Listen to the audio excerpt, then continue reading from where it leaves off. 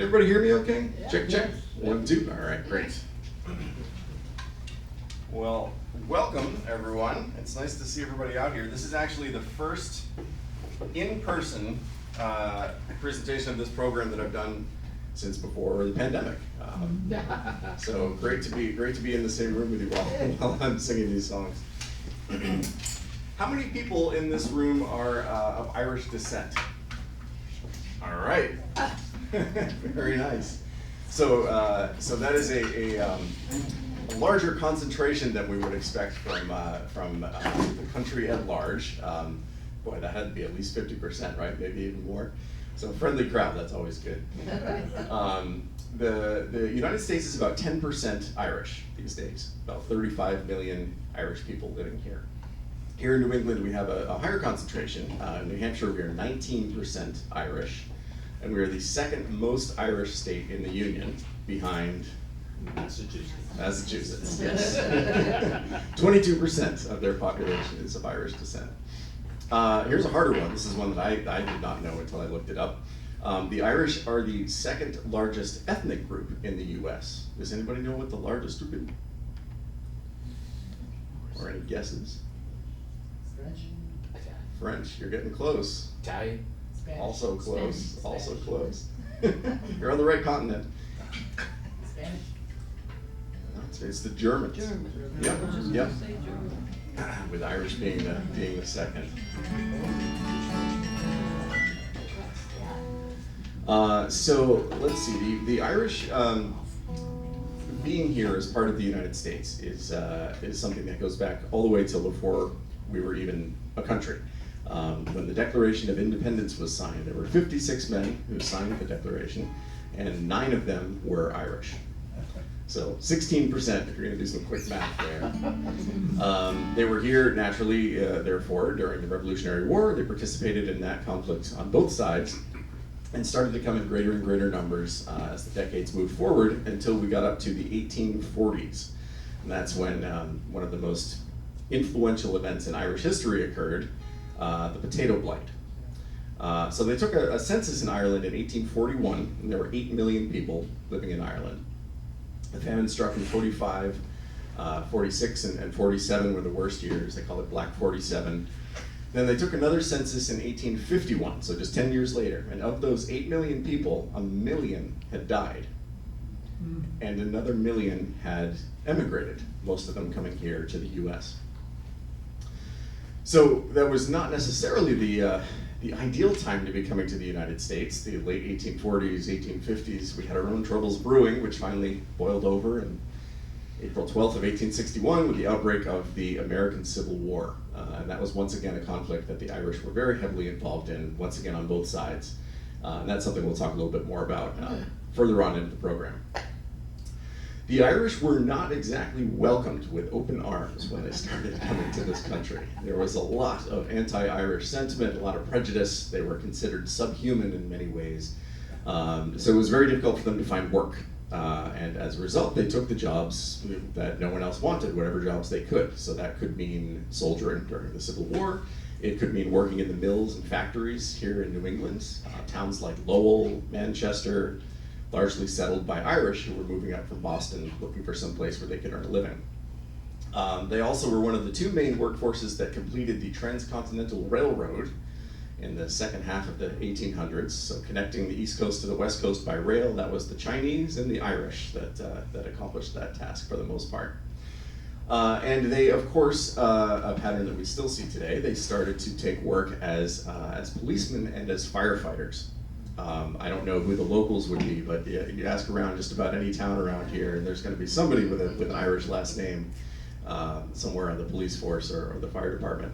I always like to tell the story about, gosh, this was probably 7 or 8 years ago now, but I was playing in a pub, an Irish pub, and there was a large table of really big burly guys, probably 8 or 10 guys that were right up front, probably as close as that front row of seats here. And they were having a good time. They were getting loud and boisterous and sort of becoming part of the show, whether they intended to or not, whether I wanted them to or not. So I eventually, I had to address it. I asked them who they were and where they were from, and it turns out they were a bunch of Irish firefighters passing through on their way to a funeral. And at that point, that broke the ice, and turns out, of course, they knew all the classic pub songs, and we had a great time the rest of the evening with them singing along to everything. It all worked out well. Anyway, it was partly through this role that they took on as community helpers, as the people who would show up when you were in trouble. You call the cops, and the Irish show up. Your house is on fire, the Irish show up. That started to shift the public perspective and break this prejudice against them, such that if you continue to move forward through the decades, if you get all the way to the 1960s, we have an Irish Catholic elected as president of the U.S. So that is the very simplified, condensed history of Irish immigration to the United States. The first song I'm going to do for you here is a quintessential Irish immigration song, in that it deals with themes that come up over and over again in this music. The first of those themes is this description of Ireland, this treatment of Ireland as a fantastical, utopian, unrealistically perfect place before things went bad. That's consistent through a lot of this music. This depiction of Ireland almost as like a Garden of Eden kind of a place. That there's this yearning to return to that version of it that could never quite have existed, but it's in comparison to what it then became. They're sort of lamenting, everything that happened and changed, and what could have been with this country that they loved before things went bad. And of course, it depends on the song. There's plenty of things to choose from in terms of things going bad in Irish history. The second of these themes is a description of leaving, or a narrative of the act of leaving, the reasons for leaving. In this case, it's going to be the potato famine of the 1840s. And the third theme that I'd like to mention in advance is that in a lot of these songs, you'll hear a fair amount of anger. And the reasons for that go very deep, and as someone who was not born in Ireland, it's not something I can presume to ever fully understand. But having played this music for a long time, and with many Irish friends that I've discussed this with, it seems that while the roots of it go back many centuries, the event that really solidified this in recent history is the events that surrounded the potato famine of the 1840s. It's a common misconception that there was no food in Ireland during the famine. That's what is implied by a famine, after all. However, that's not the case. Ireland was actually the largest exporter of beef in the entire British Empire during the famine years. And yet still 1 million people starved to death.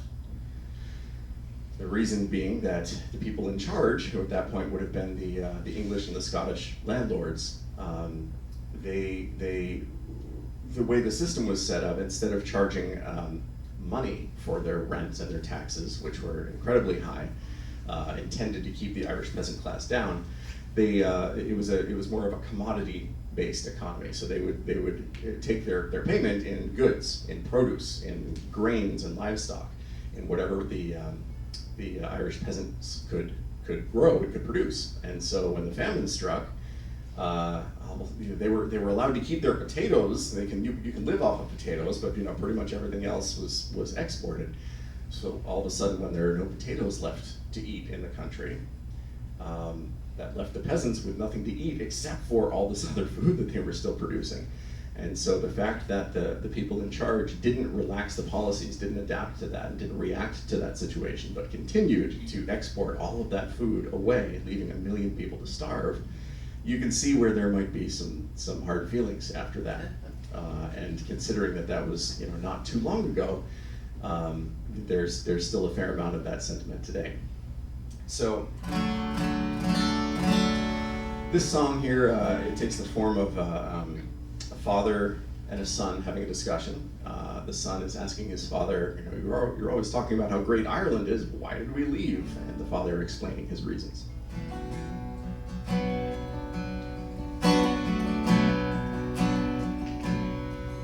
Oh, father dear, I ofttimes hear you speak of Baron's Isle. Her lofty scenes, her valleys green, her mountains rude and wild.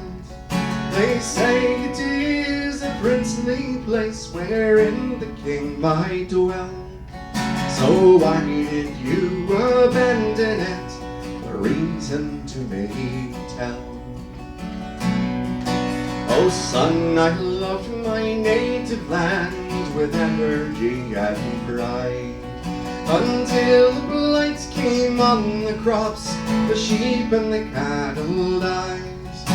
The rent and taxes were to pay, I could not then redeem, and that's the cruel reason why I left old Skibbereen. It's well I do remember that cold December day, when the landlord and his bailiffs came to drive us all away. They set my roof on fire with their demon English spleen, and that's the cruel reason why I left old Skibbereen. Your mother too, God rest her soul, lay on the snowy ground. She fainted all in anguish at the desolation round. She never rose but passed away from life to immortal dream. She found a quiet grave, me boy, in dear old Skibbereen.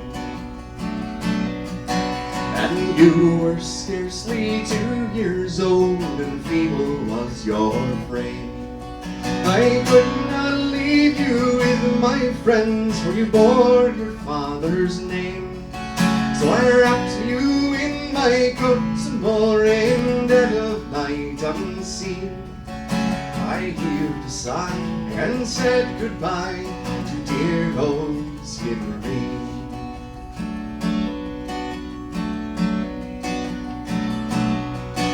It's well I do remember the year of '48, when Erin's sons we rallied round and battled against our fate. I was hunted through the mountains as a traitor to the Queen, and that's another reason why I left old Skibbereen. Oh father dear, the day will come when vengeance loud will call, and Erin's sons will rise again and rally one and all. I'll be the man to lead the van beneath the flag of green, and proud and high will ring the cry, revenge for Skibbereen.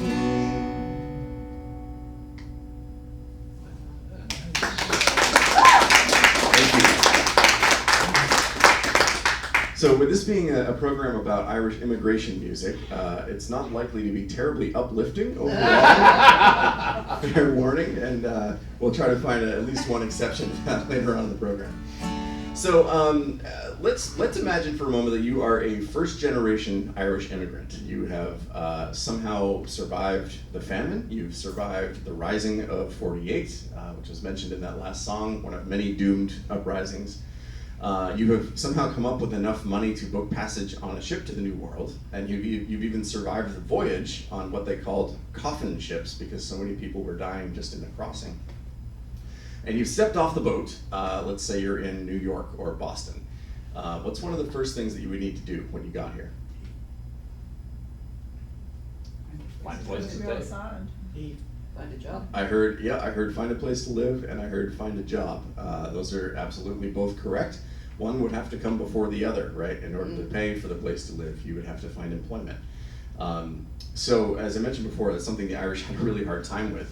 No Irish need apply was the catchphrase of the day.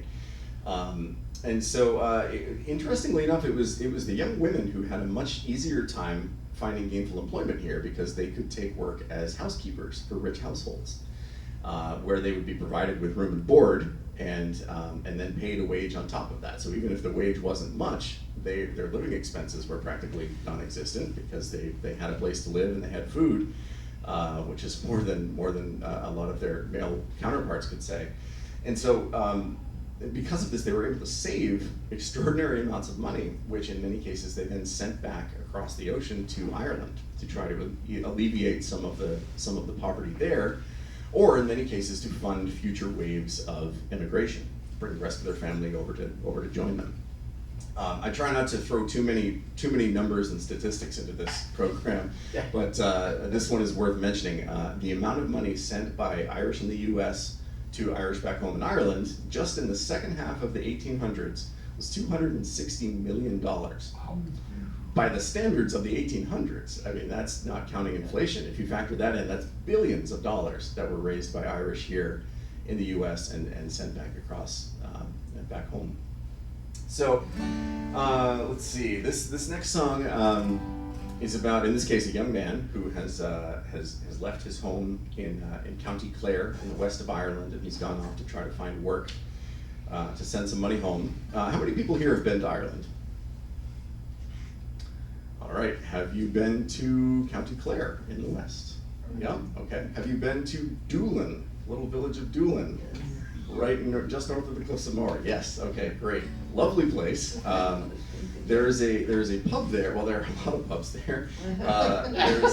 There's one particular pub that I believe it might have been painted over since then. I had a friend who went looking for it and couldn't find it. But there was a mural on the outside wall of this pub that showed the waves crashing, and out of the foam of the waves were rising these sort of white horses made up of the foam.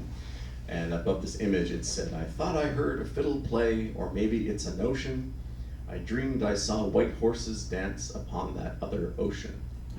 Did any of you see that when you happened to be there? It was some time ago that I was there, and it struck me. I didn't know what it was, but it stuck with me. And a few years later, I heard this song for the first time, and learned that it's in fact the final verse of this great song by Ralph McTell, called "From Clare to Here."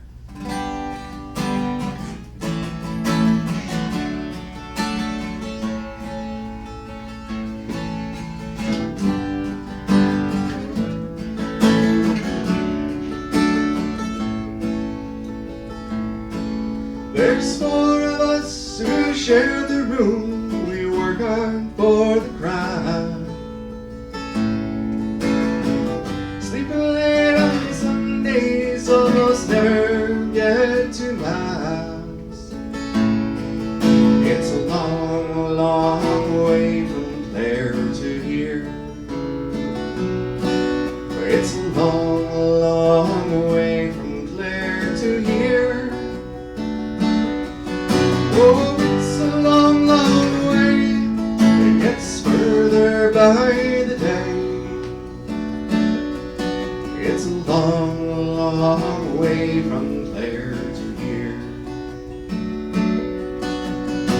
Friday night comes around, solely into fighting. Ma would like a letter home, but I'm too tired for writing. It's a long, long way from Clare to here. It's a long, long way from Clare to here. Oh, it's a long, long way. It gets further by the day. It's a long, long way from Clare to here.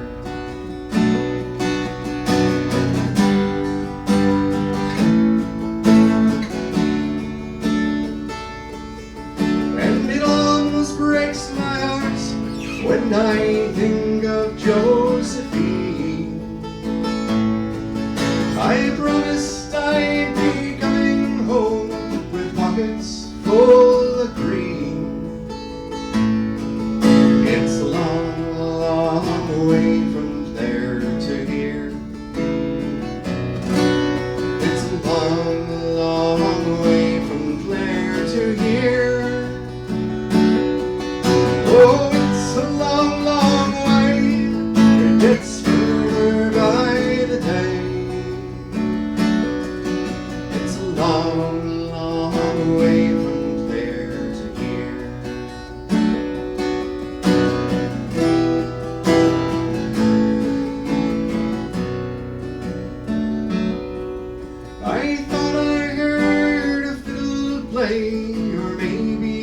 once a notion.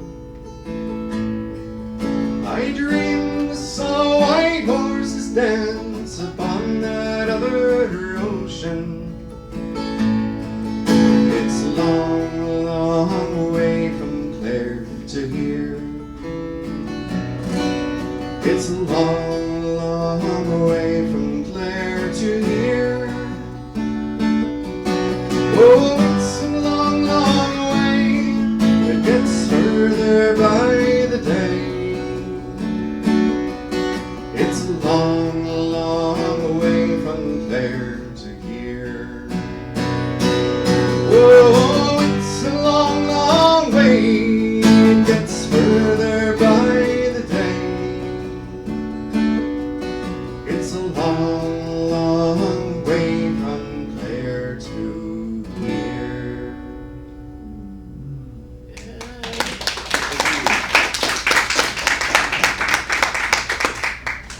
So I'm curious, how many people here have seen me perform before in some capacity?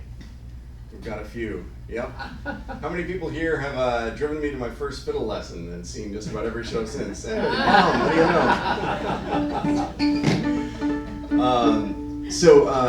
Nice to see you all again. Thanks for coming back. For the rest of you, hi, nice to meet you. I'm Jordan. Normally I perform with my trio, the Jordan TW Trio.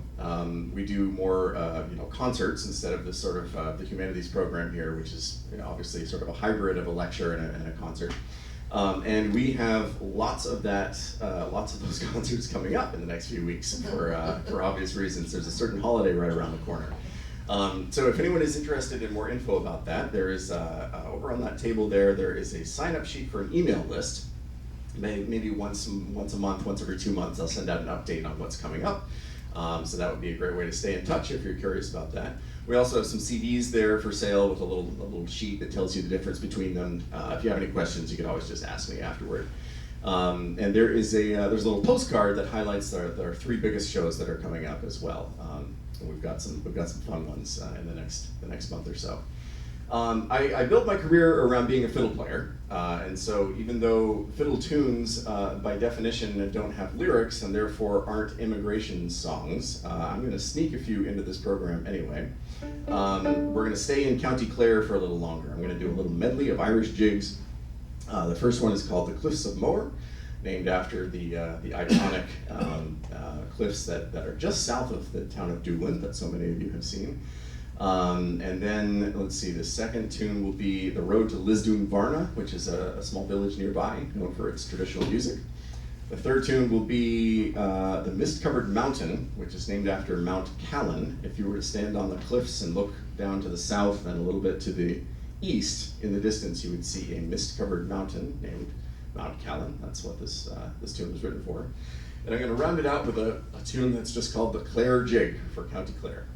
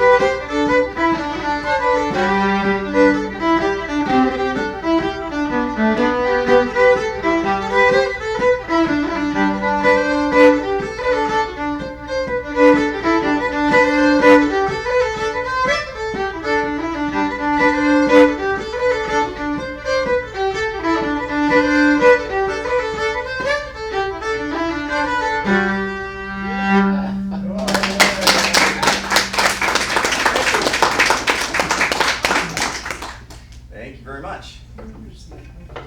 So, if you were to head north from County Clare along the coast, the first major city you would come to is Galway. How many people have been to Galway? Nice, nice. And I know at least one of you went further north up into Donegal, past Sligo and Donegal. Yep, I love Donegal. That was one of my favorite parts of the country. So in Galway, I spent quite a while there, and I was playing in a pub one night. Most of the music there happens in pubs. It's very different from the bar scene here in America. Honestly, it feels almost more like a country store in a weird way. In that, you know, the bars here, it's somewhere, you know, you have to be 21 to get in. It's generally a scene for young people to try to meet each other. And they have bars there, certainly, but they also have pubs, which are more of a community gathering place. It's where, you know, all the locals come together to gossip, and, you know, it reminds me a little bit of, like, you know, sitting out front of the Canterbury Country Store. I live in Canterbury, and so, I mean, there are certainly differences, but, you know, you might walk in and find, you know, a granddaughter sitting with her grandpa at the bar, and grandpa's sipping his pint of Guinness, and granddaughter has her soda, and, you know, that's a totally normal thing over there. Surprised me at first, but it's one of the reasons that this music gets passed along from generation to generation, is that the music is happening in the pubs. The kids are exposed to it from a really young age, and so it gets perpetuated that way. Anyway, so I was playing in a pub, and after a while there was an older Irishman who was sort of listening from the corner for a while, and he approached me after a while, and he basically said, you know, "You're not a bad kid, but sit down. I want to sing a song for you." So I said, you know, "Great, wow!" He'd singled me out to sing a song for me. It turns out it's just because I was American. He wanted to sing a song that he introduced by saying, "This is not an anti-American song." I said, "Okay," and then he said, "Well, no, it is. It's an anti-American song." He proceeded to sing this really wonderful song about an Irishman who, fleeing the famine, arrives in the U.S. just in time for the Civil War. He gets drafted into the Union Army, and the song is his story. This is something that happened to a lot of Irish men. They estimate that between 100,000 and 150,000 Irish-born men served in the Union Army during the war. And just to put that number in perspective, when the war broke out, there wasn't really much of a standing army. It was just a small force, and so Lincoln needed troops to put down this threat of the rebellion. So he put out a call for 75,000 men. He thought that's all it was going to take. It would all be over in a few months. 75,000 men, and of course, nearly twice that number just of Irishmen ended up serving before all was said and done 4 years later.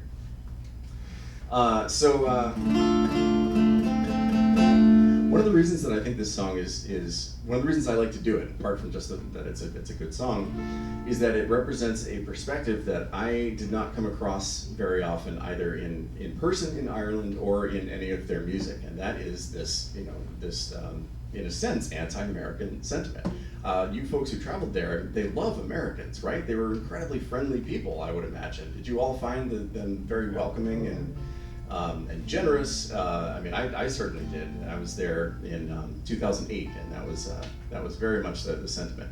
As soon as they found out I was American, they wanted to buy me a pint and sit down and, you know, talk about American politics, which they knew more about than many Americans did at the time. It's strange to find this, and I think it's important to play songs like this to remember the fact that, you know, even though Ireland and the U.S. has a great relationship now and has a long history of being allies, you know, common enemy of the British all the way back to the beginning, that sort of thing, there were a lot of periods during American history where we did not get along, or we did not treat the Irish very well, and where they did not reciprocate. For instance, the first, I guess it's important to point out that in the early parts of the war, there were many Irish who served voluntarily, and they served with great distinction. The Irish Brigade was well respected on both sides, respected or feared, depending on which side you were on. But as the war went on and more men were needed, they brought about the draft for the first time in the summer of 1863. And it hit the Irish community very hard, and it led to the worst urban rioting in our country's history. New York City was practically destroyed in the course of just like a week by rioting Irishmen who had been called up to serve and felt like it wasn't their fight and felt like it was unfair. So they took to the streets and they destroyed property and they went after any free black people they could find in New York. It was a really ugly time for a lot of reasons. And so, you know, despite the fact that America and Ireland are so tight now, it's nice to, well, it's not nice, that's the wrong word. It's important to remember that, you know, the history has wound its way here and it had some bumps along the road.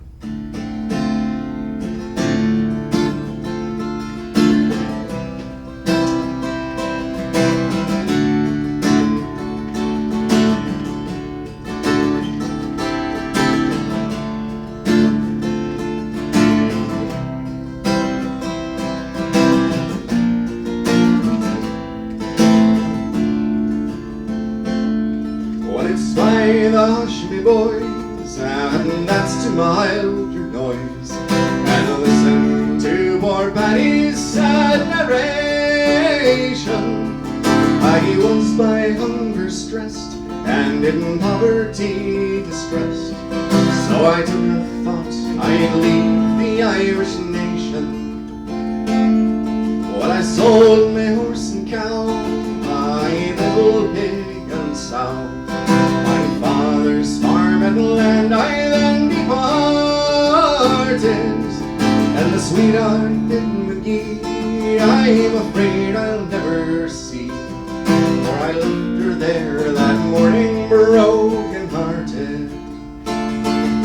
So hear me, boys, now take my advice, to America I'd have us not be coming.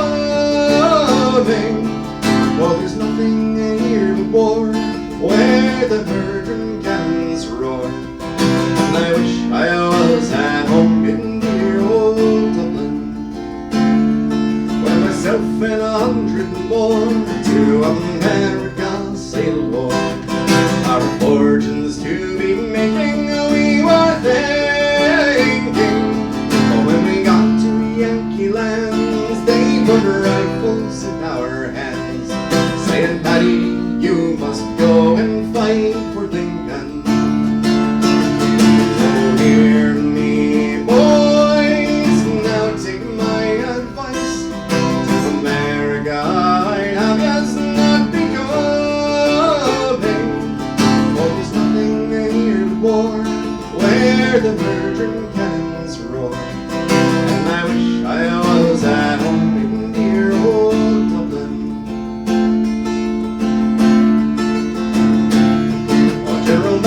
To us he says, if you get shot or lose your heads, every mother's son of you will get a pension. Well, in the war I lost my leg, and all I've now is a wooden peg. By my soul, it is the truth to you I mention. So hear me, boys, now take my advice, I'll have us not be coming. For there's nothing here but war, where the virgin cannons roar, and I wish I was at home in dear old Dublin. Now I think myself in luck when I get fed on Indian buck. All Ireland is the country I delight in. To the devil I would say, God curse America. For in truth I've had enough of their hard fighting. So hear me, boys, now take my advice, to America I'll have us not be coming. For there's nothing here but war, where the virgin cannons roar, and I wish I was at home in dear old Dublin. Oh, I wish I was at home, I wish I was at home, I wish I was at home in dear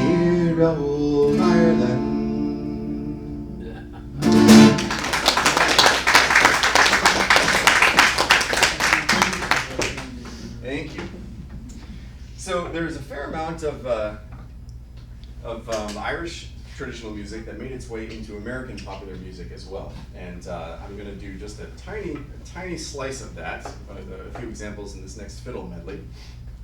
The first tune here will be a tune called, well, it was originally called the Gabio when it was an Irish tune, but it was used by Thomas Jefferson's presidential campaign.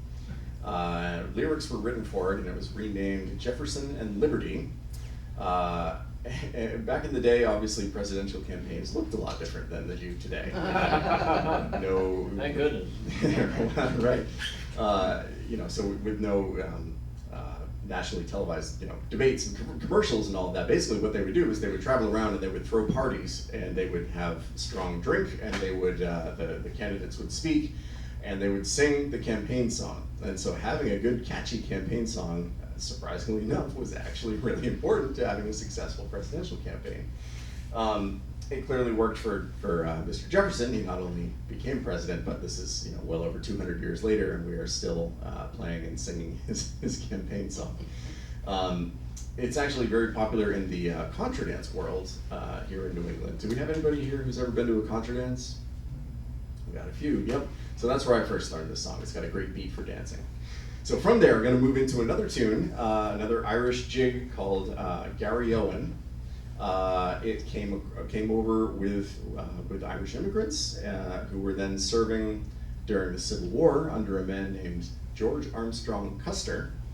Yep, I see some recognition out there. So he, being sort of a larger-than-life flamboyant character, he adopted this song that he heard around the campfire as his personal theme song. As one does. I'm still looking for my personal theme song. And so later on, when he was serving out west after the war, fighting Native Americans, he made this the official marching song of the United States Cavalry. And the legend has it that they played this song as they rode off to their demise at the Battle of Little Bighorn. So that's the second tune. The third tune will be The Ships Are Sailing. It's a great Irish reel that seems on topic because of the title. And the difference between a jig and a reel has to do with the type of dance that would have been done to it, and therefore the beat of the song. So for any musicians out there, we're talking about a difference between 6/8 and 4/4. For the rest of us, it has to do with a jig will be a 1 2 3 4 6 1 2 3 4 6 Humpty Dumpty sat on a wall. That's a jig. The reel is more sort of forward-leaning, more momentum, that sort of a feel. So see if you notice, anyone who's tapping their foot or clapping along, see if you notice when this shifts from the two jigs into the reel.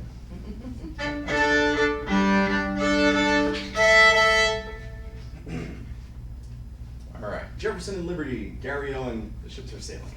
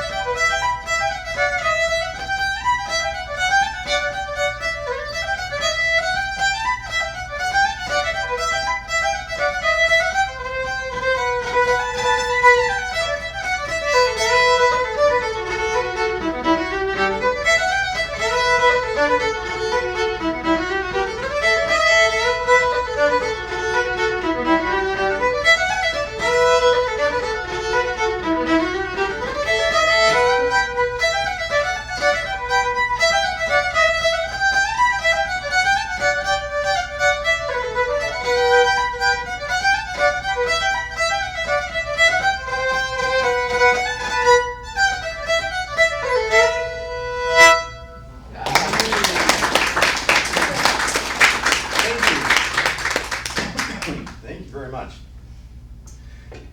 Let's see here.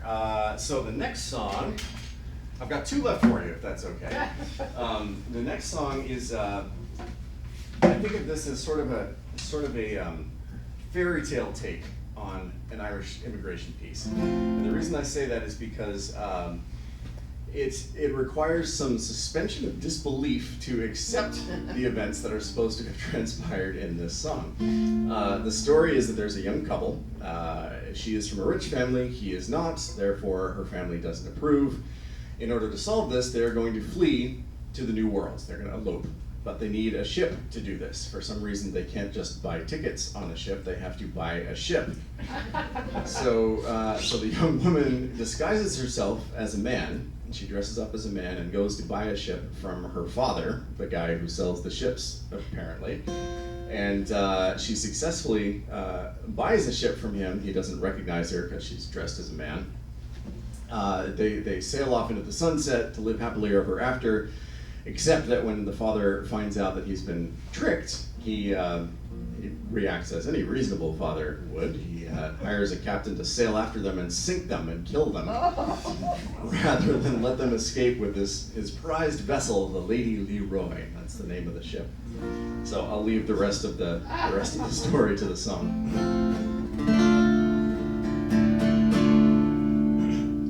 As I was walking one morning in May, viewing wildflowers, all nature seemed gay, I spied a young couple on Erin's green shore. They were viewing the ocean where the wild billows roar. Well, he says, "Pretty Polly, you're the girl I adore. To be parted from you, well, it grieves my heart sore. But your parents are rich, love, and angry with me. And if I tarry with you, I ruined will be." So she dressed herself up in a suit of men's clothes, and to her own father she immediately goes. She purchased a ship and laid down the demand. It was little he knew, 'twas from his own daughter's hand. She went back to her true love, and this she did say, "Hurry up, lovely Johnny, we've no time to stay."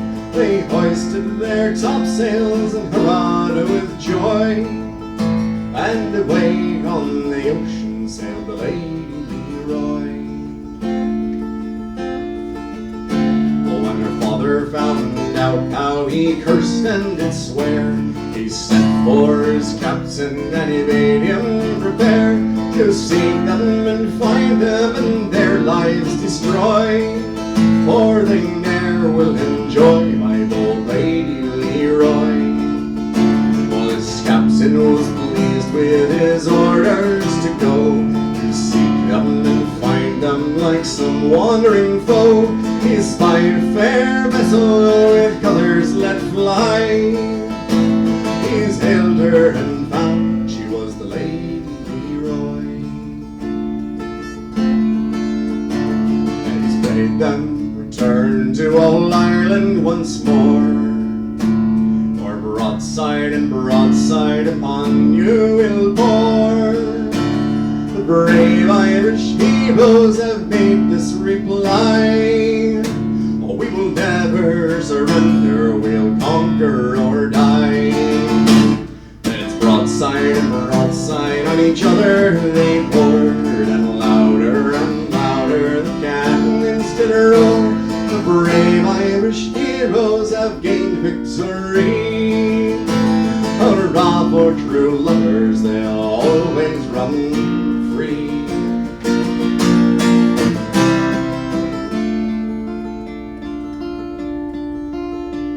Well, they landed in Boston, that city of fame. Of the other ship's commander I'll mention no name. Here's a health to clever Polly, long may she enjoy her proudest of lovers and the Lady Leroy.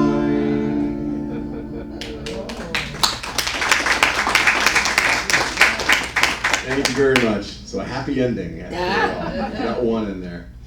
All right, well, thank you all so much for coming today. Thank you to the library for having me. It's great to be here. Thank you to the New Hampshire Humanities and the National Endowment for the Arts for funding it.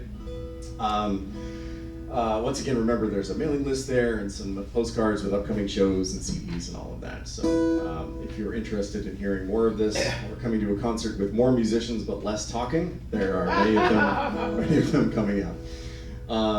So when I first had the idea to put this program together, probably five or 6 years ago now, one of the first things I did was something that I think anyone of my generation would do. I Googled best Irish immigration songs just to see what would come up. I was curious. There are so many good ones. It's kind of hard to bring it down into a 1 hour program. And I was surprised to see this next song on almost all of the lists that came up. Not because it's not a great song, but because I wouldn't have considered it to be an immigration song per se, until I learned more about how the Irish view the concept of immigration. So the Irish word for immigration is Deorai, D-E-O-R-A-I, Deorai. But it's not a direct translation. It more closely translates to the word exile. So if you think about that for a minute, there are certainly similarities between immigration and exile, but there are some pretty stark differences as well.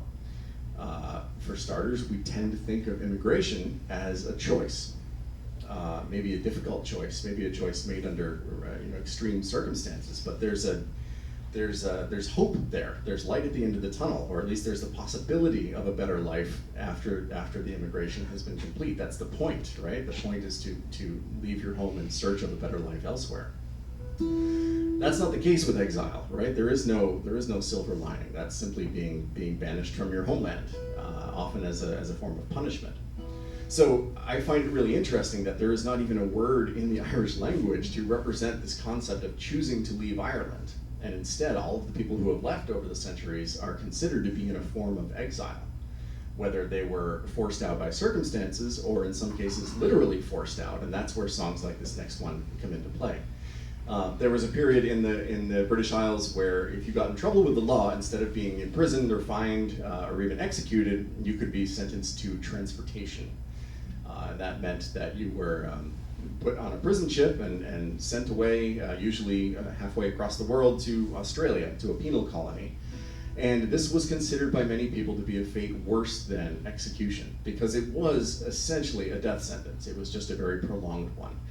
Your chances of even surviving the voyage there under appalling conditions were not very good. And then once you got there, 20 years hard labor in an Australian prison camp in the late 1700s, chances are you were not coming back.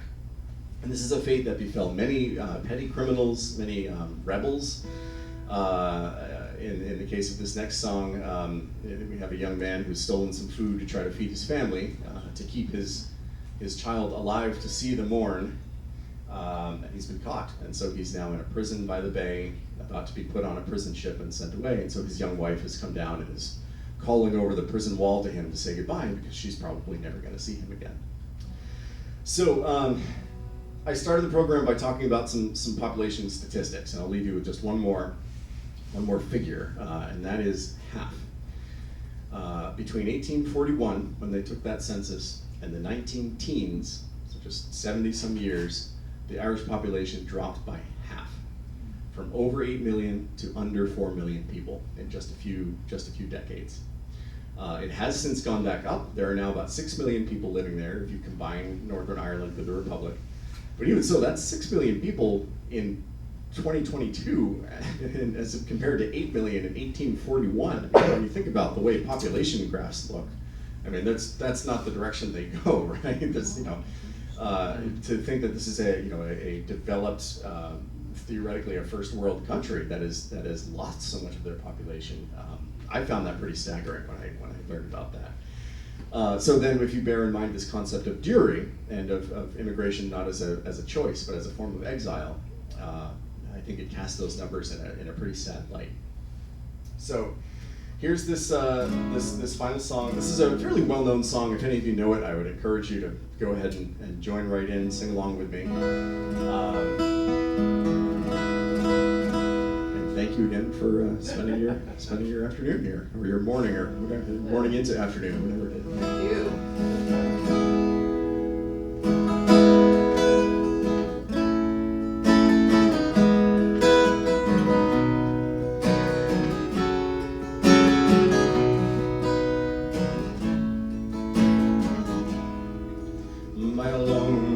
prison wall, I heard a young girl calling, Michael, they have taken you away, for you stole Trevelyan's corn, so our young might see the bourne. Now a prison ship lies waiting in the bay.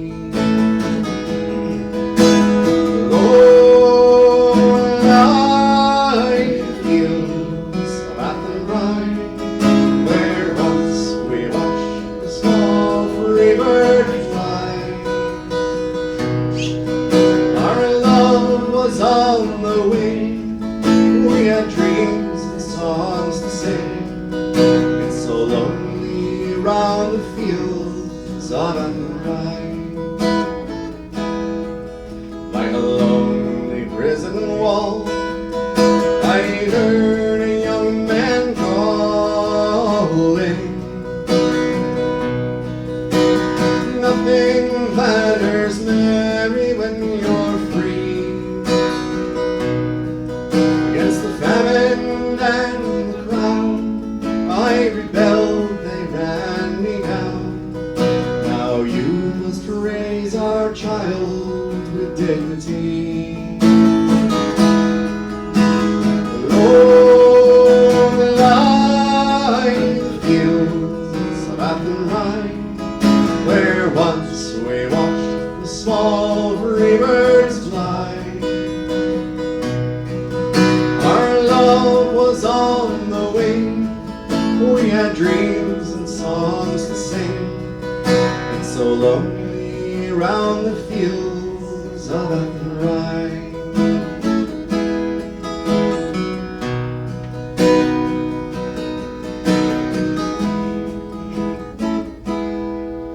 By a lonely harbor wall, she watched the last star falling. As the prison ship sailed out against the sky, now she lives in hopes and prays for her love in Botany Bay. It's so lonely round the fields of Athenry. Low lie the fields of Athenry, where once we watched the small free bird fly. Our love was on the wing, we had dreams and songs to sing. It's so lonely round the fields of Athenry. It's so lonely round the fields of Athenry.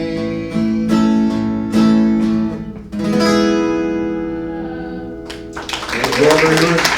You sounded great, by the way.